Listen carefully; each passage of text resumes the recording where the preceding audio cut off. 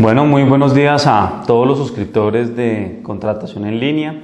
Le agradezco mucho a su directora, la doctora Juliana Ardila, y a todo el equipo de Contratación en Línea por haberme invitado a esta teleconferencia que creo que para las nuevas administraciones territoriales en las gobernaciones y alcaldías resulta de la mayor trascendencia de cara a la ejecución del presupuesto en la presente vigencia y a lo largo de su gobierno cuatrienal, que evidentemente se tendrá que ejecutar gran parte de estos recursos a través de la contratación pública. Por esa razón, el tema de las modalidades de selección, digamos que creo que en hora buena y en buena hora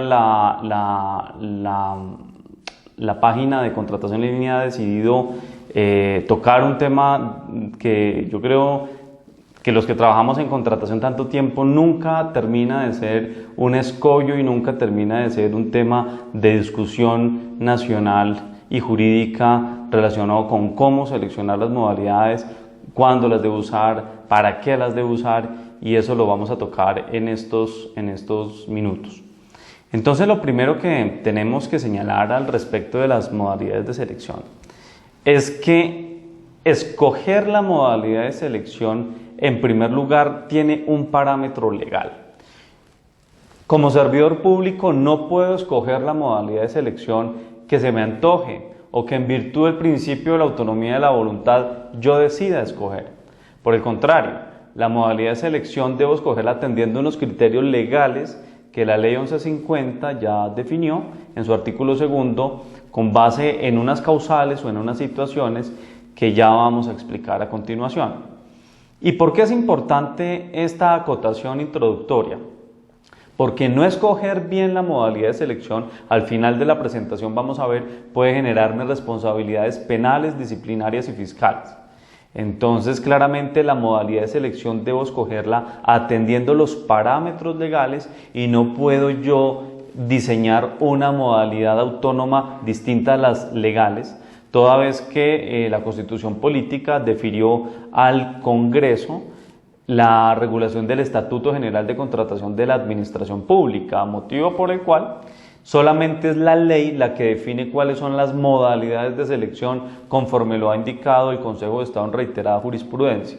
Motivo por el cual es importante señalar que en el ámbito legal, el artículo 2 de la Ley 1150, con las modificaciones que le han introducido posteriormente la Ley 1474 y el Decreto Ley Antitrámites del 2012, el número 19, pues evidentemente generan que yo tenga un marco legal restrictivo en materia de modalidades de selección. Así las cosas, tenemos que son 5 modalidades de selección las que hoy en día la ley me permite como entidad pública adelantar para adquirir bienes y servicios, dentro de las cuales obviamente están las obras. En primer lugar, la licitación pública. En segundo lugar, la selección abreviada. En tercer lugar, el concurso de méritos. En cuarto lugar, la contratación directa. Y en quinto lugar, la mínima cuantía. Esas son las 5 modalidades de selección.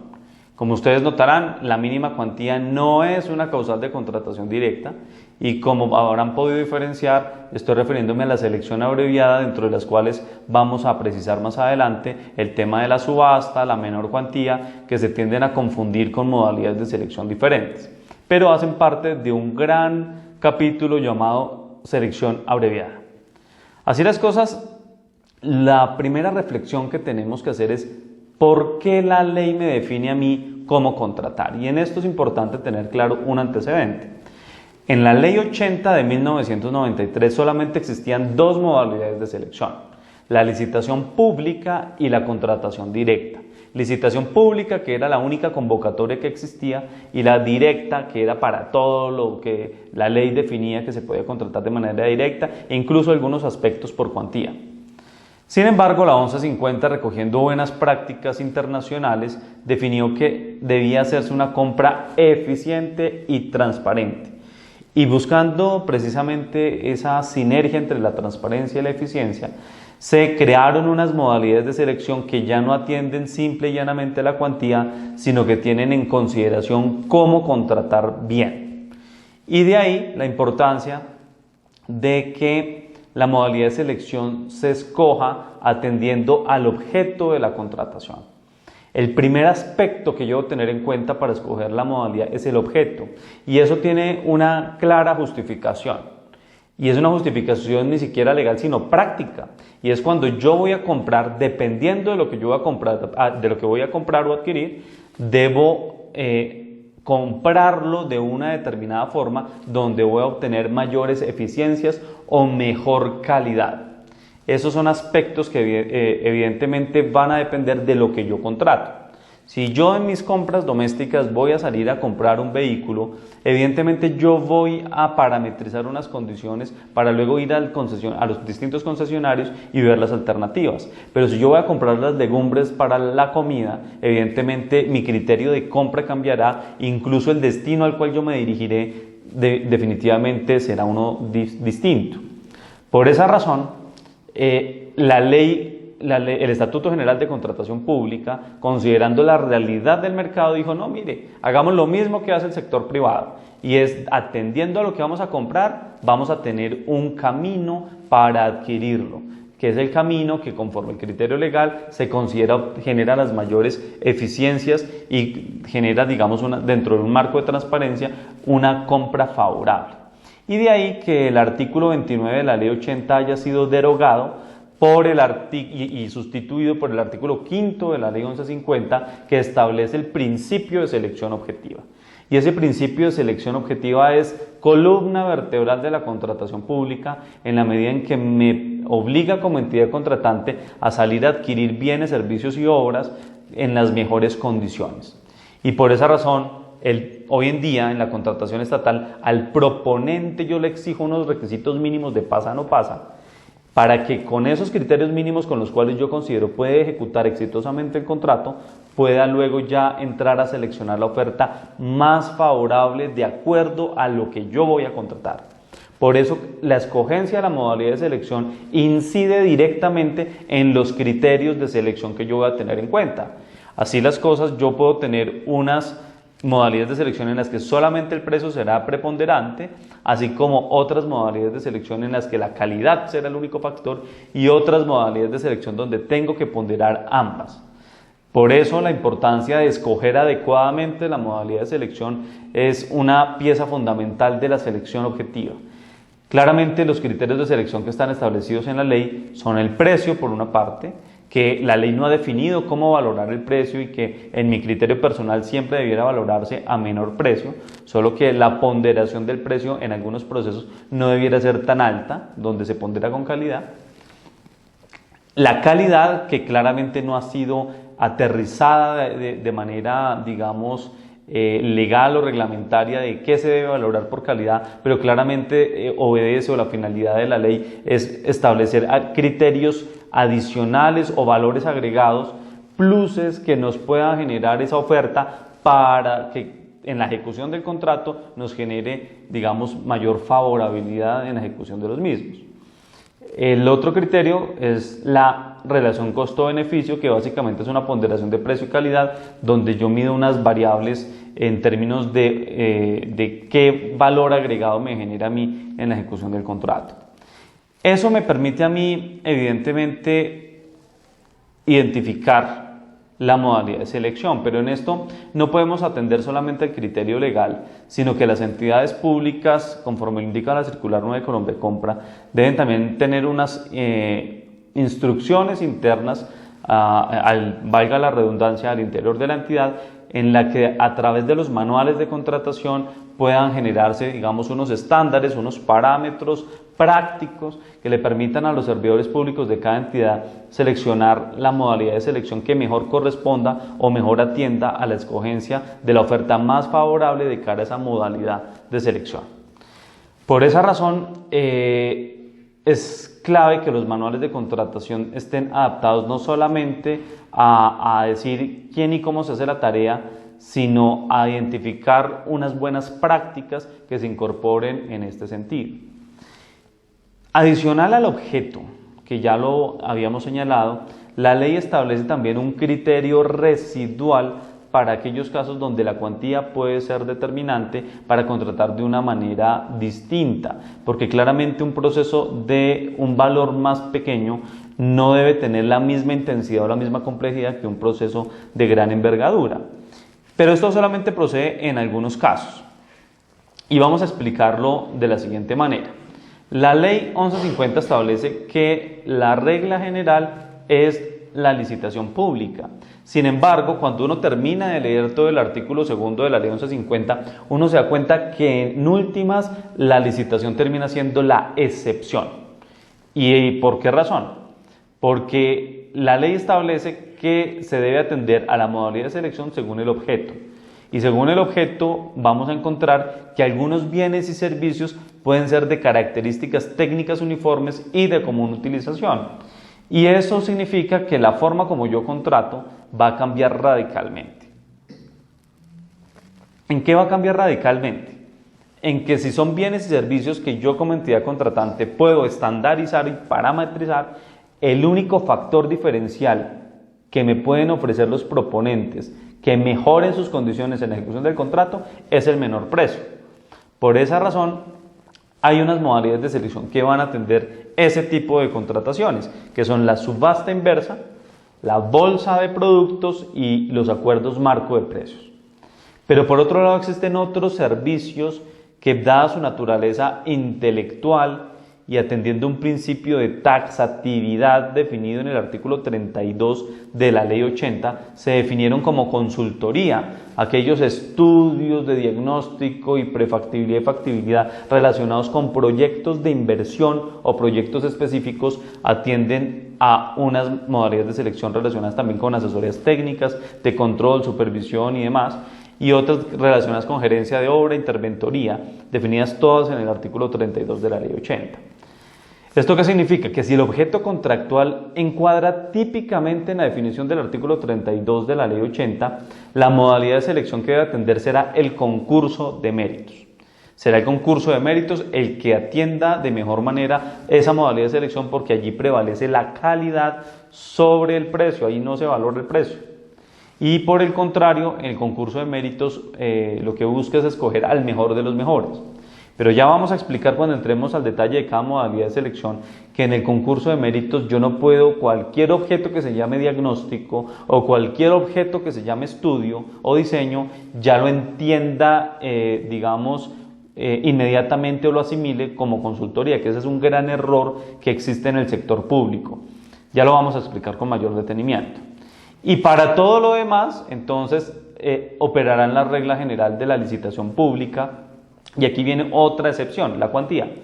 Si la cuantía es de menor cuantía, de acuerdo a la tabla de cuantías establecidas en el artículo segundo de la ley 1150, la entidad tendrá que valorar si el presupuesto destinado para ese proceso de contratación corresponde a un valor inferior a esa menor cuantía. Si es inferior al tope superior de la menor cuantía, es decir, las entidades de mayor presupuesto son 1.000 salarios mínimos. Luego, si estuviéramos en una entidad de alto presupuesto, serían más o menos 680 y algo millones de pesos, que evidentemente generarían que toda contratación inferior a ese monto ya no se vaya por licitación, sino que se tenga que tramitar a través de la selección abreviada de menor cuantía, ¿cierto?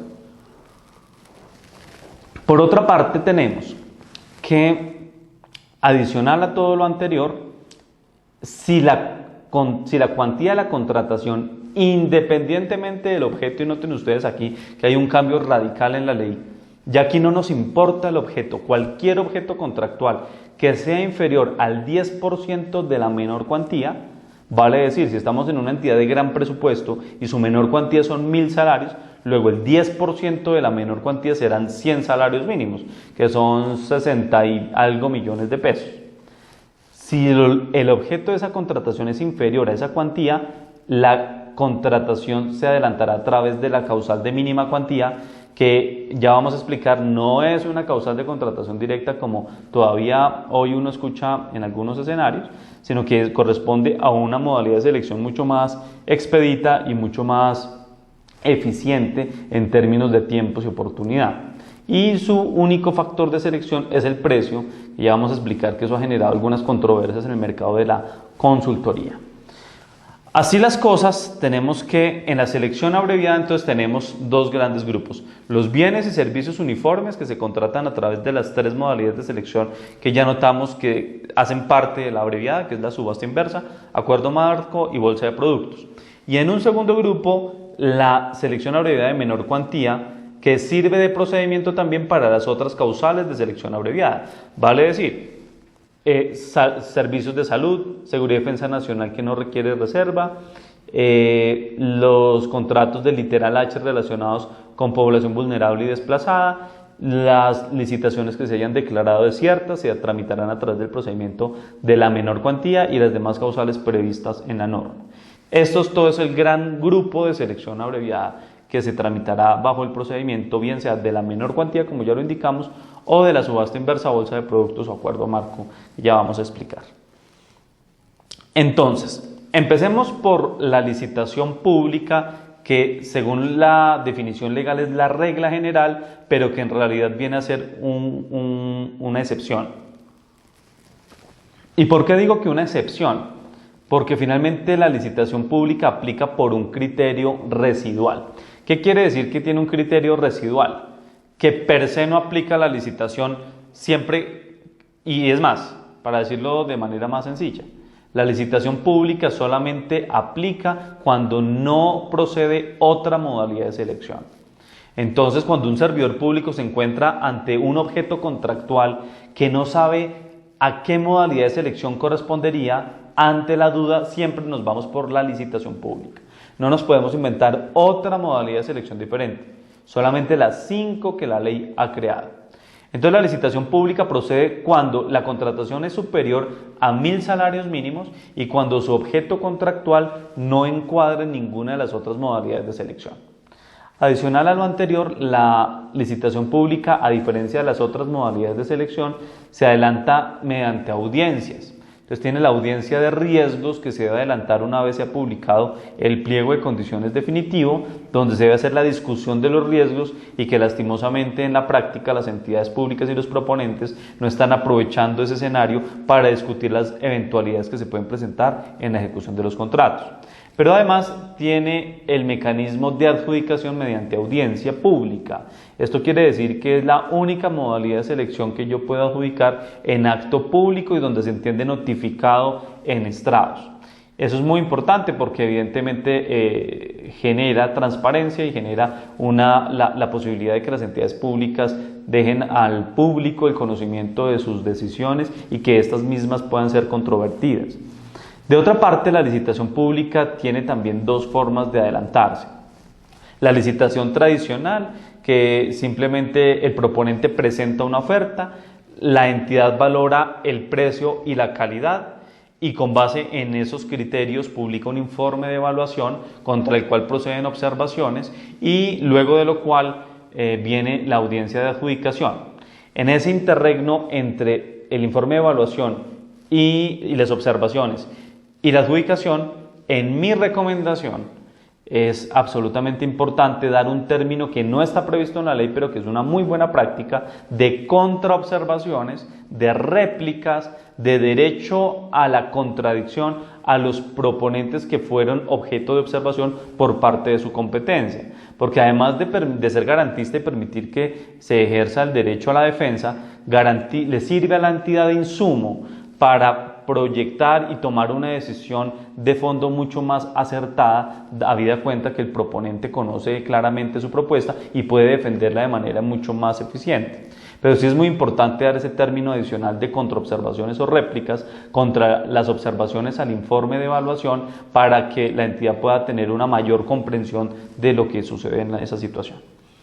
Entonces, como veníamos anotando, En la licitación pública tradicional, digamos, el procedimiento es el de cualquier proceso de selección, donde se reciben unas ofertas, se evalúan, se da la opción de observaciones. En mi sugerencia es absolutamente importante las contraobservaciones únicamente respecto de las observaciones formuladas contra las propuestas, por un término mucho menor que el legalmente previsto.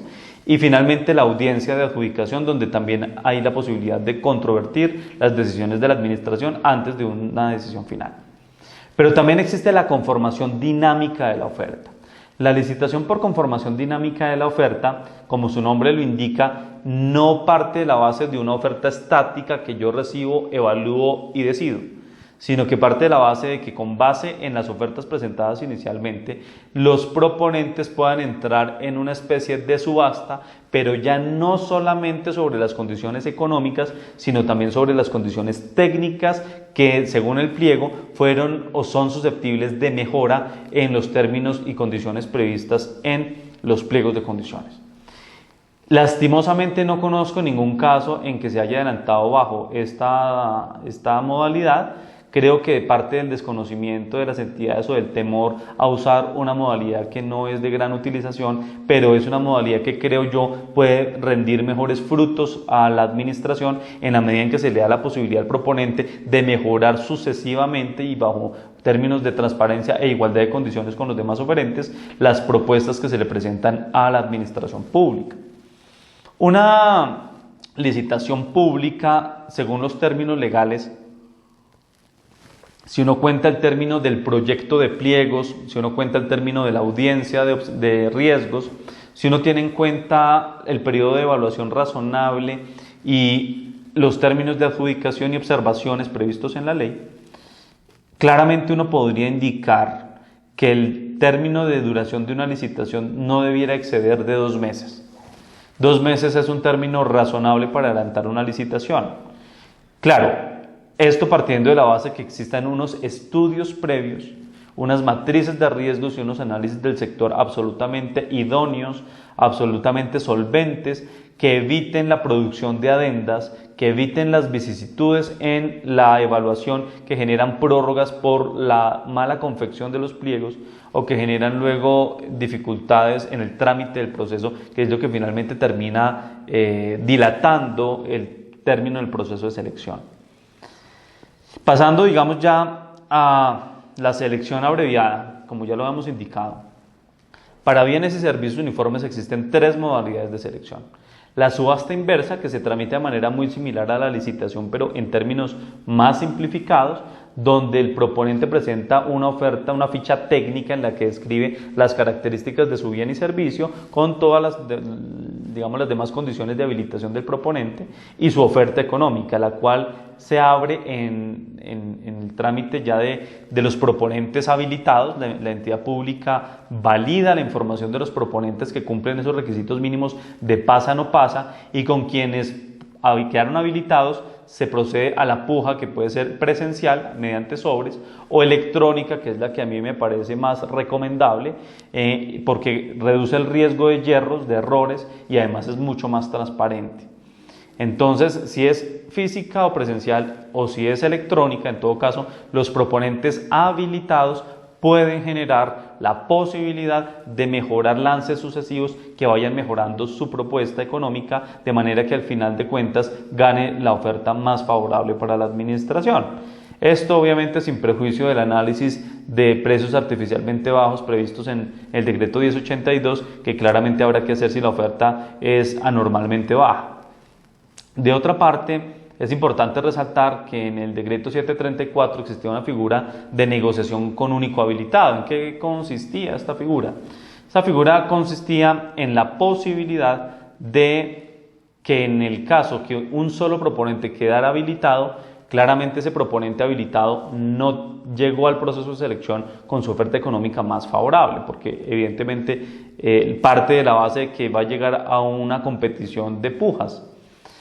Por esa razón, el decreto 734 permitía la posibilidad que la entidad pública en su pliego de condiciones reglara un descuento mínimo, ya no relativo al rango de pujas sucesivas, sino un descuento mucho más grande que partiera de la base de proyectar cuál podría ser el eventual ahorro que la administración pudiera obtener a través de la subasta, si hubiera puja y si hubiera concurrencia de proveedores habilitados.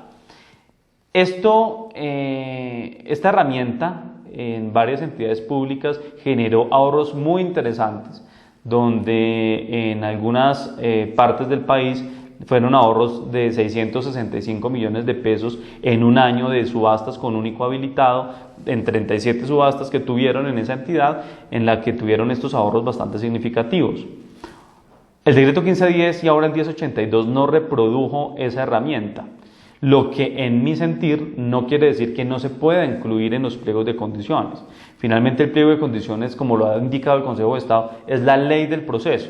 Y en la medida en que el pliego de condiciones quede claramente regulada la forma en que la administración va a tratar ese proponente con el descuento que requiere y digamos con la eficiencia que se pretende, creo yo que es absolutamente viable regular en los pliegos de condiciones esta misma regla, que aun cuando no fue prevista en el decreto, tampoco está prohibida por la ley, y creo yo que ningún ente de control en su sano juicio podría objetar que la entidad establezca reglas que propendan por comprar más barato.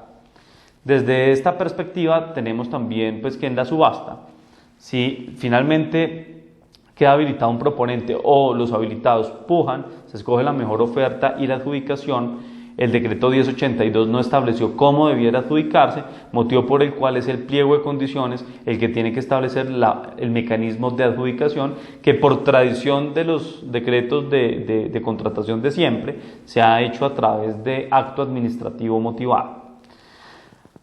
Eso en relación con la subasta. La bolsa de productos tiene su manejo propio en las bolsas de productos respectivas bajo los reglamentos de las mismas, donde la entidad acude con una carta de intención, con una ficha técnica en la que describe los bienes y servicios que va a adquirir, se va a una rueda de negociación en la que la entidad llega a través de un comisionista que debe seleccionar también de acuerdo a los procedimientos de la bolsa, y el proveedor también a través de un comisionista llegan a esa rueda de negociación y se contrata también al menor precio. También no solamente el menor precio, se pueden estructurar por quién por ese monto presupuestal me da más unidades o más cantidades. Eso depende de la forma como yo confeccione ese proceso de selección.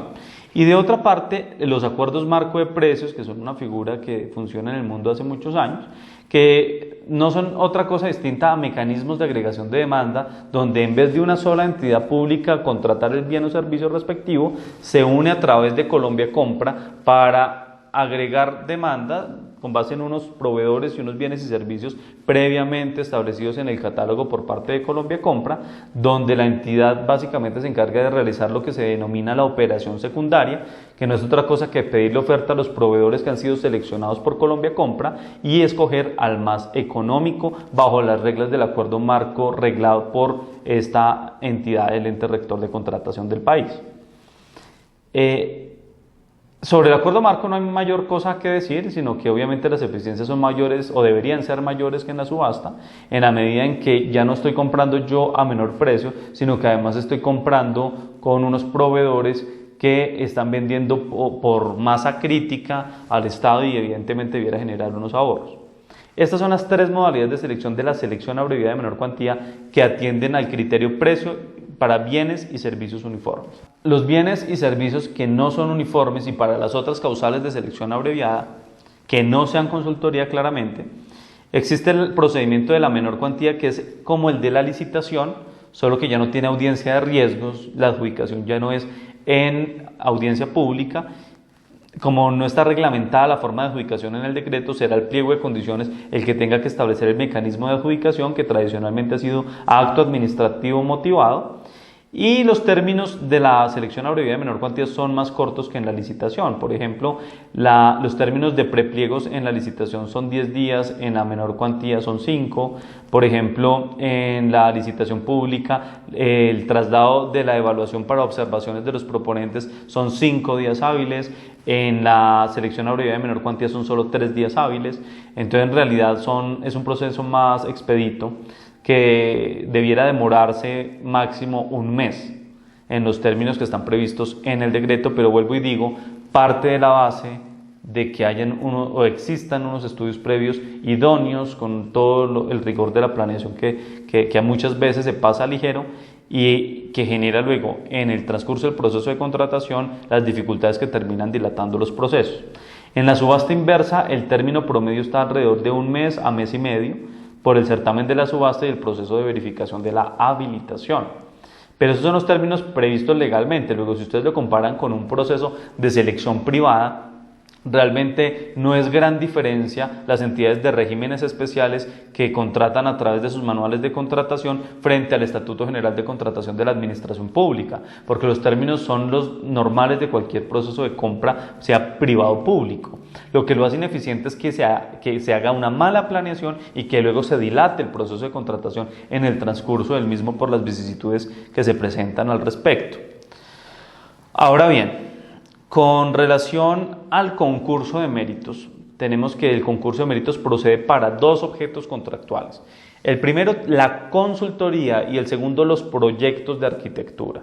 Esos son los dos tipos de objetos contractuales que se contratan a través del concurso de méritos. ¿Y qué se entiende por consultoría? El artículo 32 de la Ley 80 definió que eran estudios necesarios para la ejecución de proyectos de inversión. Estudios de diagnóstico, prefactibilidad o factibilidad para programas o proyectos específicos, así como las asesorías técnicas de coordinación, control y supervisión. Y a reglón siguiente, la norma sigue indicando, son también contratos de consultoría los que tienen por objeto la interventoría, asesoría, gerencia de obra o de proyectos, dirección, programación y la ejecución de diseños, planos, anteproyectos y proyectos. Entonces, ¿cómo debe entenderse este artículo? En primer lugar, lo que ha definido el Consejo de Estado ya incluso en sentencia de unificación del doctor Santofimio, los contratos de consultoría parten de un principio de taxatividad. ¿Qué significa eso? Que el objeto contractual que no encuadre típicamente en esa definición legal no es consultoría, así se llame estudio, así se llame diagnóstico o así se llame como se llame. Porque lo que lo hace consultoría es que encuadre típicamente en el contenido definido en la ley. Si no es consultoría, será una simple prestación de servicios. Y cuando digo prestación de servicios no me refiero solo a los profesionales y de apoyo a la gestión, me refiero a una prestación de servicios en la definición legalmente amplia establecida también en la Ley 80. ¿Cómo debemos entender estos temas de la consultoría? En primer lugar, cuando la norma se refiere a estudios necesarios para la ejecución de proyectos de inversión y cuando se refiere a estudios de diagnóstico, prefactibilidad o factibilidad para programas o proyectos específicos, se está refiriendo a aquellos que estén financiados por rubros de inversión. Y eso no lo digo yo, lo dice la doctrina autorizada en la materia. Para el caso, el doctor Gonzalo Suárez en su libro de Estudios de Derecho señala claramente que se refiere a estudios y a rubros de inversión en estos dos objetos contractuales que acabo de mencionar, porque para todos los demás no aplica esta consideración.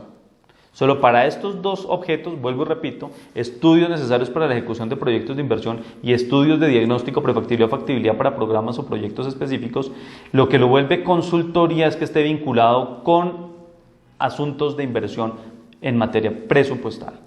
Si el rubro presupuestal es funcionamiento, claramente ahí no estamos hablando de una consultoría. Y ese es el error. A veces se dice, hagamos un diagnóstico jurídico y el rubro presupuestal es el de funcionamiento, el que pagan normalmente los abogados. Y entonces, porque le pusieron la palabra diagnóstico, las entidades estatales y los entes de control muchas veces cometen la ligereza, por decirlo de alguna manera, de denominarlo consultoría cuando en realidad no se trata de una consultoría. El solo componente intelectual no lo vuelve consultoría, porque en la prestación de servicios, por ejemplo, en la profesionales y de apoyo a la gestión, el componente intelectual también es preponderante. Entonces, el principio de taxatividad exige que se cumplan los atributos establecidos en la norma que acabamos de explicar. Adicional a lo anterior, los demás objetos, es decir, las asesorías técnicas de coordinación, control y supervisión, no tienen una definición legal, pero tenían una definición en el decreto 2474 del 2008, que fue recogido en el 734 del 2012, y que hoy digamos, no fue recogida en el 1510 y ahora en el 1082, pero al igual que el decreto ley 222 del 83, sirven de referente doctrinal que puede ser utilizado para analizar el alcance de a qué nos referimos con asesorías técnicas de coordinación, control y supervisión. Y en los contratos que tienen por objeto asesoría, gerencia de obra o proyectos de dirección y programación. Eso estaba en un artículo que en este momento se me escapa del decreto 734, en un parágrafo de la consultoría, del concurso, donde se vinculaban básicamente a proyectos de infraestructura. Es decir, esos otros objetos contractuales que siguen en la definición de consultoría se refieren estrechamente a proyectos de infraestructura doctrinalmente. Vuelvo y repito, el 734 ya está derogado, pero al igual que el decreto ley 222 del 83, que ha sido citado incluso por la jurisprudencia para ilustrar el alcance de una definición o de un contenido normativo, creo que puede servir de referente doctrinal para traer a colación el alcance de esa consultoría. Entonces, cuando nos hablen de una asesoría técnica, no debemos confundirnos que porque se llamó asesoría técnica, necesariamente sea consultoría. Solo será asesoría técnica consultoría si se vincula con un proyecto de infraestructura. Entonces, en la medida en que, en mi criterio, así lo traía la definición reglamentaria antecedente, que puede servir de ilustración, como ya lo hemos indicado. Ahora bien, la contratación directa es la cuarta modalidad de selección prevista en la ley.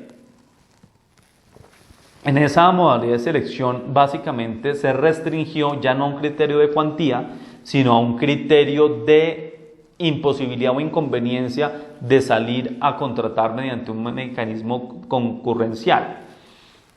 Incluso el Consejo de Estado ya ha indicado en su jurisprudencia que la directa es directa porque no requiere de pluralidad de ofertas. Lo que quiere decir que no necesitamos las 3 cotizaciones mentirosas que muchas veces tienen muchos estudios previos, que no tenemos que ponernos, incluso ni siquiera pedirle oferta al contratista si no es necesario. Cuando sea necesario se le podrá pedir la oferta al contratista, pero lo importante es que sí tenga un buen estudio previo que justifique las condiciones de la contratación, de idoneidad y experiencia del contratista seleccionado y de precios de mercado que evidentemente dependerán del contenido obligacional, del alcance de cada contrato, del valor de los servicios de cada profesional que no pueden ser comparados con otros. Por esa razón es importante distinguir las causales de contratación directa. En primer lugar, la urgencia manifiesta. La urgencia manifiesta prevista en el artículo 42 de la ley 80, que permite contratar de manera directa, incluso es la única excepción legal en que puede haber un contrato verbal para atender precisamente una crisis o atender una situación de orden público o atender una situación que requiera conjurarse mediante acciones inmediatas del Estado. Por esa razón la urgencia manifiesta tiene un control posterior de la Contraloría, para lo cual el servidor público que declara la urgencia debe oficiar a la Contraloría para notificarla de esa declaratoria de urgencia, junto con los contratos que con base en esa declaratoria de urgencia sirvan de base para mitigar la crisis. Las actividades científicas y tecnológicas que son tan polémicas, que tienen su definición legal en el decreto ley 591 del 91, o el 92, me perdonan, se me escapa el año en este momento, pero que ciertamente tiene, digamos, por objetivo impulsar este tipo de actividades con organizaciones o con profesionales que puedan impulsar este tipo de proyectos o programas. El contrato más conocido tal vez por todos son los contratos de prestación de servicios profesionales y de apoyo a la gestión. Sobre esto ya la jurisprudencia se ha pronunciado de manera reiterada y incluso la doctrina de Colombia Compra Eficiente también ha ilustrado un poco el alcance de este contrato. Los servicios profesionales se pueden contratar con personas que tengan título profesional, de acuerdo a la normativa colombiana. Y el apoyo a la gestión se sirve para contratar personas asistenciales y operativas, es decir, que no tengan un título profesional, ¿cierto? O actividades logísticas, es decir, la contratación de eventos específicos. Entonces, claramente, la prestación de servicios profesionales y de apoyo a la gestión me permite a mí contratar, por un lado, servicios intelectuales con profesionales, por otro lado, servicios más operativos, más materiales, ¿cierto? Que claramente de alguna forma involucran algo intelectual, pero que no requieren un título profesional a través de lo asistencial operativo y logístico. También están los artísticos que se pueden contratar a través de esta modalidad de selección con pues todas las claridades que ya se han impartido sobre el particular, que no constituye un contrato realidad, que el solo hecho de que se impartan algunas instrucciones o se fijen algunos horarios o algunas condiciones de ejecución del contrato no lo hace per se ya laboral. Es de hecho uno de los boletines recientes que Contratación en Línea envió a sus suscriptores hace un par de semanas. En fin, sobre la prestación de servicios profesionales, creo que en la página de Contratación en Línea pueden encontrar bastante jurisprudencia útil que les puede aclarar el alcance de este tipo de contratos. El arrendamiento o adquisición de bienes inmuebles creo que no merece ninguna reflexión distinta a que se fijen precios de mercado y se hagan los avalúos indicados en la norma. La pluralidad de oferentes en el mercado, en esto quisiera detenerme un minuto. A veces confundimos la no pluralidad de oferentes con derechos de autor. Y son dos cosas diferentes. La inexistencia de pluralidad de oferentes se refiere a que la administración, para satisfacer su necesidad, no tiene sustitutos, no tiene otros mecanismos, otras alternativas con las cuales pueda satisfacer ese bien o servicio, sino el que le ofrece ese determinado proveedor. Y esto lo quiero aclarar porque ocurre mucho, sobre todo en contratos de tecnología y en otros, en los que cualquier persona se inventa un desarrollo de software, lo registra en derechos de autor y entonces se lo vende a la entidad como proveedor exclusivo de manera directa, como si no existieran más proveedores, también con derechos de autor sobre sus propios aplicativos que responden y satisfacen la misma necesidad. Entonces, ¿qué hace directo un contrato de proveedor exclusivo? O cuando no hay pluralidad de oferentes en el mercado. Lo hace directo cuando ese derecho de autor, esa patente, esa agencia mercantil con exclusividad, esa exclusividad que tiene con el fabricante, ese proveedor, no tiene forma de satisfacer la necesidad de la entidad con otros competidores del mercado, o bien porque no los tiene o porque teniéndolos, el único que satisface esa necesidad es este proveedor. Entonces, por ejemplo, si yo tengo un vehículo marca X, solamente me sirven a mí los repuestos de la marca X. Entonces, ¿qué ocurre? Que si solamente hay un proveedor en el territorio nacional que me puede proveer esos repuestos, solo se lo puedo comprar a él, porque tiene una exclusividad con el fabricante, por ejemplo. Pero si esa marca X tiene distintos distribuidores a nivel nacional que me pueden suministrar los repuestos X, no puedo contratar de manera directa en ese caso. En ese caso, lo que la administración tiene que hacer es abrir un proceso de convocatoria pública, según el caso, para seleccionar a cualquiera de esos distribuidores autorizados. Entonces, fíjense que la sola exclusividad o el solo derecho de autor no me da per se la exclusividad para contratar bien el servicio, sino que tengo que garantizar que no haya sustitutos en el mercado. Adicional a lo anterior, existen los contratos de bienes, los bienes y servicios de seguridad y defensa nacional sometidos a reserva. Y aquí hay que diferenciar los bienes y servicios sometidos a reserva, que son directos, y los bienes y servicios de seguridad y defensa nacional no sometidos a reserva, que son los de la selección abreviada. Los de la selección abreviada se abre un proceso de convocatoria pública. Los que están sometidos a reserva tienen una contratación directa, sobre la cual recientemente hubo un fallo del Consejo de Estado ratificando la suspensión de la norma, que la pueden encontrar también en la página de Contratación en Línea. Y finalmente, los contratos interadministrativos, que cada vez más se están volviendo un contrato un poco cuestionado ante los entes de control, en la medida en que estos contratos se están utilizando de manera algunas veces equívoca por parte de los operadores jurídicos. El interadministrativo, como su nombre lo indica, es entre la administración pública, y el interadministrativo no depende de la naturaleza jurídica del régimen contractual aplicable a la entidad estatal, sino de que la entidad estatal sea entidad estatal. Es decir, que a la luz de la 489 y del artículo 2 de la ley 80, la naturaleza jurídica de la entidad tenga participación accionaria en más del 50% de su composición. Luego, si los recursos de esta entidad son superiores al 50% de participación estatal, pero tiene régimen contractual de derecho privado, no quiere decir que en consecuencia no podría ser interadministrativo. Claro que puede ser interadministrativo.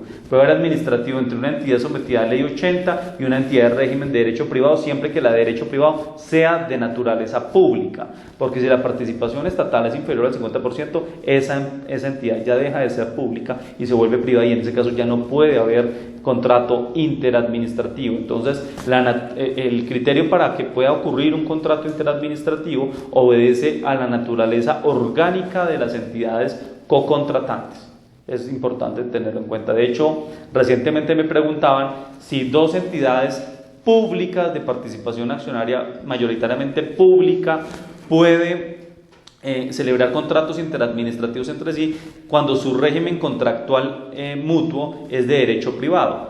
Y mi respuesta es sí se puede, porque su naturaleza sigue siendo pública a pesar de que su régimen contractual sea privado. Y bueno, y ya para finalizar tenemos la modalidad de selección de la mínima cuantía.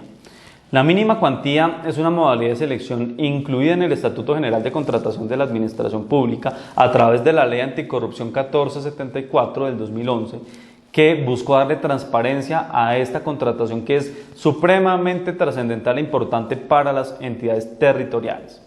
Como lo podrán advertir de entrada, la mínima cuantía no es una causal de contratación directa desde hace 5 años y por el contrario es una modalidad de selección que en términos de convocatoria pública debe durar aproximadamente una semana, semana y media. No tiene por qué durar más tiempo, y si está durando más tiempo hay que revisar los manuales de contratación y la planeación de la respectiva entidad. Esta modalidad de selección consiste en que la entidad publica una invitación donde los oferentes presentan unas ofertas, la entidad evalúa la más económica únicamente y si ésta no cumple, la entidad está en el deber de darle la oportunidad de subsanar al proponente, de manera que si no subsana, continuará con el segundo y así sucesivamente. Hay un periodo de traslado de informe de evaluación de 1 día y la adjudicación es mediante una carta de aceptación de la oferta, que en esta modalidad de selección hay una novedad importante y es que aquí no hay acto de adjudicación, aquí no hay un contrato escrito, aquí es la carta de aceptación la que entraba la relación jurídica y que con la oferta y la aceptación constituyen contrato y deben registrarse presupuestalmente. Esto es muy importante porque quiere decir que en la invitación yo debo incluir todas las condiciones obligacionales, multas, sanciones y demás que harían parte de ese contrato. Porque si no lo hago, luego en la aceptación en la carta de aceptación ya no puedo incluir cláusulas nuevas que el oferente no conocía al momento de presentar su oferta. Ese es un error en el que incurren algunas entidades. Y en la contabilización de los plazos. La ley anticorrupción quiso dar transparencia y esa es la finalidad que hay que entender. Si yo publico la invitación pública hoy, así la publique a las 8 de la mañana, hoy, según el Código de Régimen Político Municipal, no cuenta. Si yo publico hoy, sea a las 5 de la tarde o a las 8 de la mañana, el término comienza a iniciar su contabilización a partir de mañana.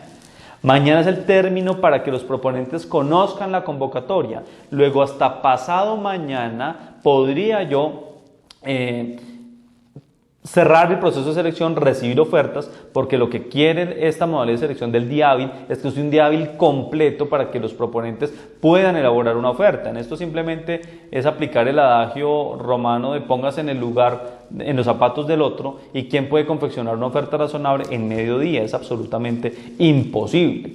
Entonces, si yo publico hoy, el término de hoy no cuenta si yo lo publico a las 8 de la mañana, sino que será el día hábil siguiente y de manera que yo reciba las propuestas 2 días después, de forma que yo pueda generar la transparencia que persigue esta modalidad de selección. Y luego ya el proceso de evaluador común y corriente, donde el único factor de selección es precio. Esta modalidad de selección ha sido un poco controversial entre consultores porque dicen aquí no debería valorarse el precio sino la calidad, pero así lo definió la ley, luego es la excepción para consultoría que previó el mismo legislador. Adicional a lo anterior, en la mínima cuantía, al igual que en la directa, no es necesaria la exigibilidad de las garantías. Entonces, ¿de qué dependerá que yo exija garantías? De que en mi matriz de riesgos se justifique la exigencia de ese tipo de mecanismos de cobertura. Y obviamente la mínima cuantía, como ya lo habíamos explicado al inicio de esta teleconferencia, aplica a contrataciones inferiores al 10% de la menor cuantía. Finalmente, ya para cerrar, si el ordenador de gasto y todos sus asesores de ahí para abajo escogen mal la modalidad de selección, pueden hallarse a una responsabilidad penal en los términos del artículo 410 del Código Penal o el 413, que es el prevaricato, porque están celebrando contratos sin requisitos esenciales, según el 410, o prevaricato en la medida en que, del 413, en la medida en que están violando la ley, están desconociendo el parámetro legal. El Código Disciplinario, claramente al infringir sus deberes obligacionales, pues obviamente estaría en el marco de la Ley 734 del 2002, y la fiscal si causan detrimento patrimonial producto de la mala escogencia de la modalidad de selección, y en esto hay nutrida jurisprudencia y fallos del Consejo de la Procuraduría General de la Nación en tal sentido. Con esto pues quiero despedirme, darles las gracias a Contratación en Línea y a ustedes por su atención, y quedamos pues atentos a seguirlos acompañando en estos amenos escenarios que nos permiten a nosotros compartir nuestra posición y que evidentemente pues no son la última palabra, pero que generan un espacio de discusión para todos ustedes y para que puedan, digamos, entrar en el marco de la contratación pública, sobre todo para las nuevas administraciones, con estos temas que son absolutamente cruciales de cara a la responsabilidad frente a los entes de control. Muchísimas gracias, muy amables.